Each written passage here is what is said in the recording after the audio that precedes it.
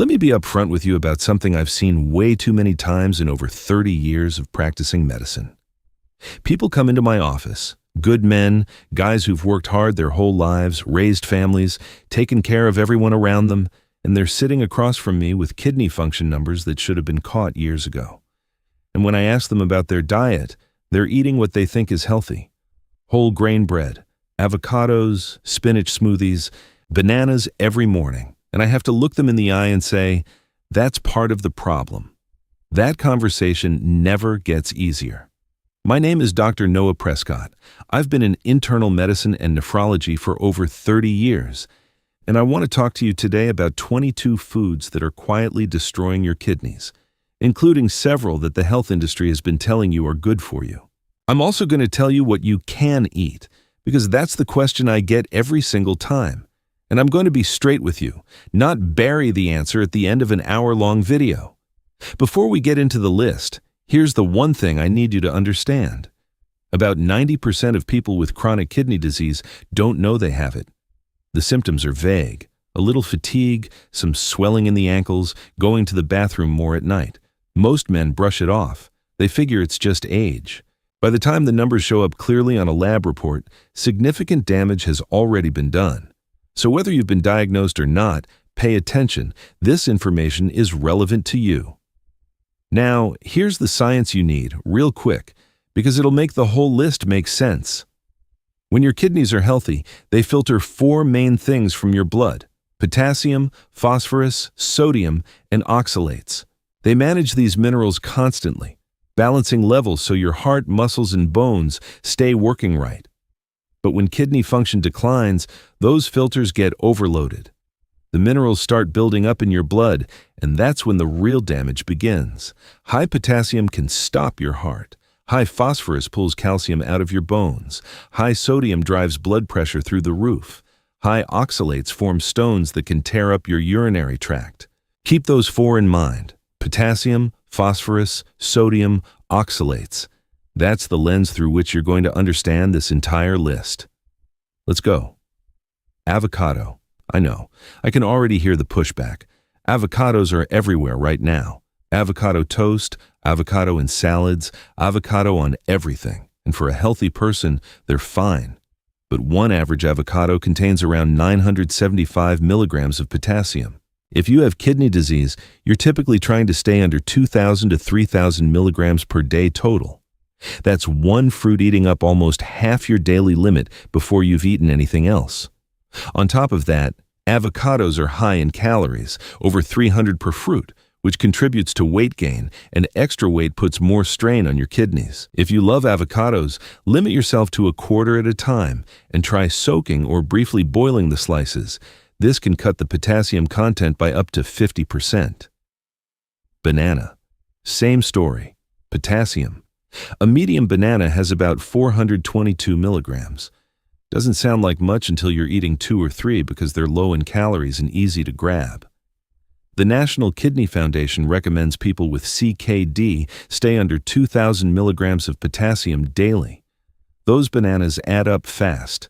Stick to 1 small banana if you can't cut them out, and consider swapping to lower potassium fruits like apples, berries, cherries, grapes, or watermelon.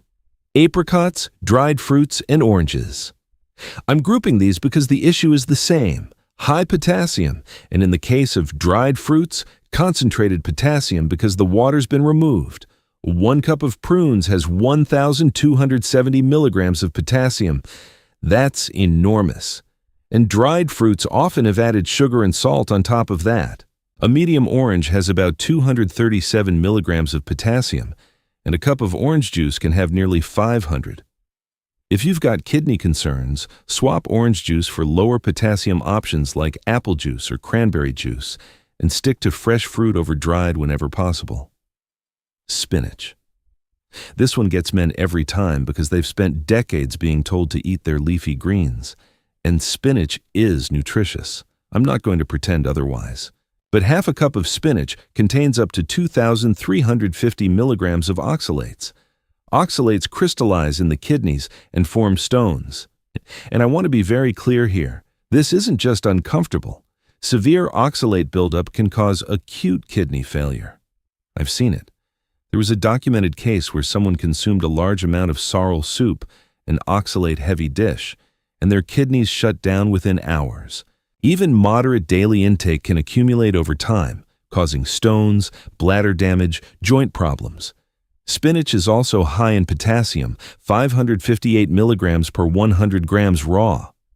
And unlike potatoes, boiling spinach does not significantly reduce its potassium or oxalate content. Swap it out for lower oxalate greens like kale, cabbage, romaine lettuce, broccoli, or zucchini. Potatoes and sweet potatoes. A baked potato has around 610 milligrams of potassium. A sweet potato, about 438. The good news here, unlike spinach, soaking potatoes in water before cooking does reduce potassium levels. Peel them, dice them, soak them in water for a couple hours, then cook them. This is a practical solution, not a theoretical one. What you absolutely want to avoid are the processed forms, French fries, potato chips, which stack high sodium on top of the potassium and offer almost no nutritional value. Tomatoes and tomato products. 100 grams of ripe tomatoes has about 237 milligrams of potassium. That's the raw tomato. Tomato sauce, ketchup, and tomato paste are concentrated, much higher. If you're a guy who puts marinara on everything, this one's going to sting a little. The right amount really does depend on your stage of kidney disease, so work with your doctor or a registered dietitian to figure out your personal limit. Pickles, relish, and fermented foods. This one's about sodium. One large dill pickle can contain 1,630 milligrams of sodium. That's more than half the daily limit recommended for kidney patients. Kimchi, which a lot of people eat for gut health, has about 747 milligrams of sodium per cup. Fermented foods have real health benefits for your gut, I won't deny that. But if your kidneys are struggling, the sodium load is a serious problem. Moderation is non-negotiable here. Soda, both regular and diet. I need you to hear me on the diet soda piece especially, because a lot of men make this swap thinking they are doing the right thing. Regular soda is loaded with sugar, which drives blood sugar up, stresses the kidney's filtering system, and feeds into diabetes, the #1 cause of kidney disease in the United States. But here's what most people don't know. Drinking diet soda every day is linked to a 67% higher risk of developing type 2 diabetes. The artificial sweeteners and additives still damage kidney function. On top of that, sodas, both regular and diet, contain phosphorus additives for flavoring and shelf life. Phosphorus from these additives is absorbed at a much higher rate than phosphorus from natural food sources. Cut the soda. I know that's not what you want to hear. Replace it with water, herbal tea, or the kidney-friendly juices I'll mention in a moment. Alcohol. Large amounts of alcohol consumption are directly linked to kidney malfunction. Alcohol is toxic to the kidneys. It causes inflammation, it dehydrates you, and it can cause low blood sugar. All things that strain your kidneys further. I'm not here to lecture you about drinking, but I am going to tell you that if you're serious about protecting your kidney function, the research is very clear. Heavy drinking accelerates kidney damage. Talk to your doctor about what a safe level looks like for your specific situation. Almonds and certain nuts. Nuts are high in protein and healthy fats. I recommend them for a lot of things. But for kidney patients, the phosphorus and potassium content is a real concern. 1 ounce of almonds, that's about 23 almonds, gives you 136 milligrams of phosphorus and 208 milligrams of potassium. Cashews are similar, and almonds specifically are also very high in oxalates.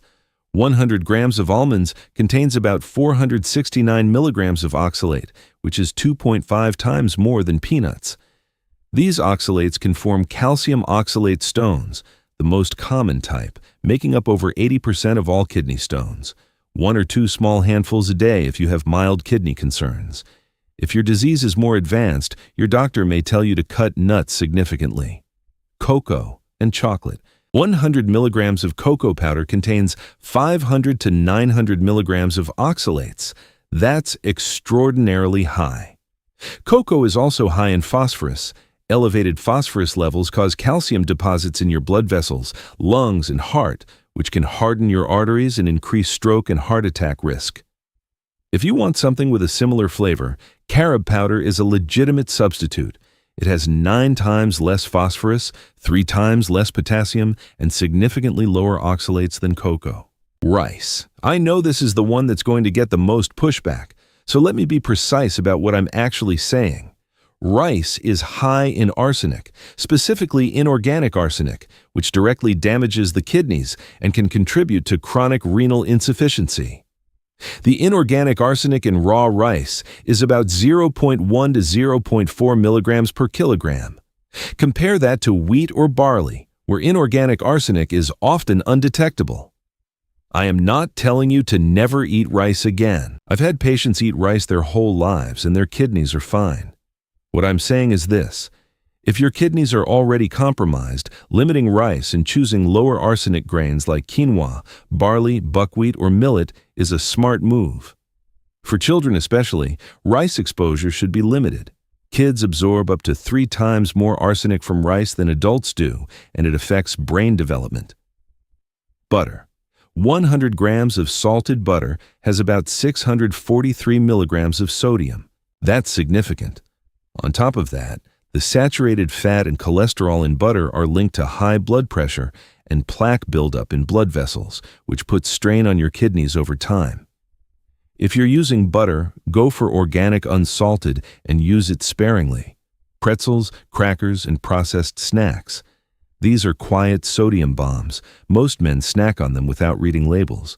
The National Kidney Foundation recommends less than 2,300 milligrams of sodium per day, about half a teaspoon, for kidney health. It's incredibly easy to blow through that limit with a bag of pretzels in the afternoon. Get in the habit of reading the sodium content on the label before you eat anything out of a package. Canned and frozen foods. Convenience is the appeal here, and I understand that. But the canning process uses salt as a preservative, and many frozen items have sodium added as well. A single large serving of canned soup can exceed your entire daily sodium allowance. If canned or frozen foods are regular staples in your house, start moving toward fresh alternatives where you can. Processed meats, hot dogs, sausage, beef jerky, corned beef, pepperoni, deli meats, all of these are high in both sodium and phosphorus. Processed meats are also independently linked to cancer and other chronic diseases. I'm not going to sugarcoat it. These are among the worst things you can eat if you're managing kidney disease. Avoid them as much as possible. Legumes, beans, and lentils.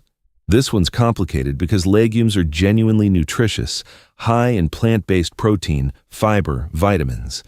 But they're also high in potassium and phosphorus. 1 cup of cooked pinto beans has 251 milligrams of phosphorus and 746 milligrams of potassium. If your kidney function is declining, that's a lot for your system to manage. Cook them thoroughly. This does reduce some of the potassium. And talk to your dietitian about how much fits into your specific limits. Dairy, milk, cheese, ice cream. 1 cup of 2% milk has 252 milligrams of phosphorus and 390 milligrams of potassium. For a healthy person, no problem. For someone with kidney disease, that's a significant load on already stressed filters. Some dairy also contains saturated fat, which adds cardiovascular strain on top of the kidney strain. Dairy in moderation is fine for many people. Again, it depends on your stage. But if your phosphorus numbers are running high, dairy needs to come down. Whole grains and whole wheat bread. This is probably the most counterintuitive one on the list, and I want to explain it carefully. Whole grains are better than refined grains for most people. That's true. But for people with kidney disease, the phosphorus and potassium content in whole grains becomes a problem. A cup of brown rice contains about 208 milligrams of phosphorus and 174 milligrams of potassium. A cup of white rice contains only about 69 milligrams of phosphorus and 54 milligrams of potassium, roughly 1/3 as much. For someone with moderate to severe kidney disease, white rice is actually the better choice. Same logic applies to bread. One slice of whole wheat bread has about 67 milligrams of phosphorus and 81 milligrams of potassium. White bread has about 64 milligrams combined. There's also a secondary issue.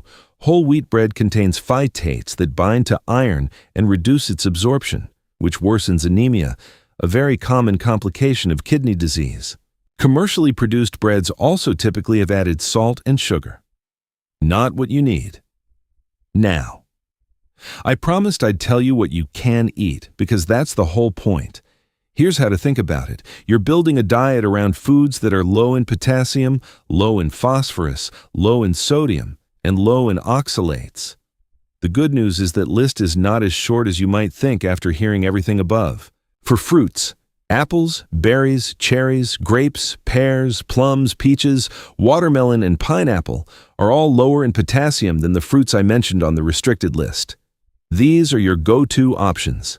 For vegetables, cauliflower, cabbage, green beans, kale, zucchini, carrots, lettuce, and broccoli are all kidney-friendly. These replace spinach, potatoes, and tomatoes as your base vegetables. For protein, fresh chicken, turkey, fish, and eggs are your best options. Fresh, not canned, not processed.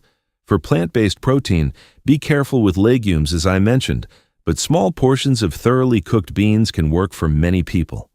For grains, white rice, white bread, pasta, and couscous are better choices than their whole grain equivalents when your kidneys are stressed.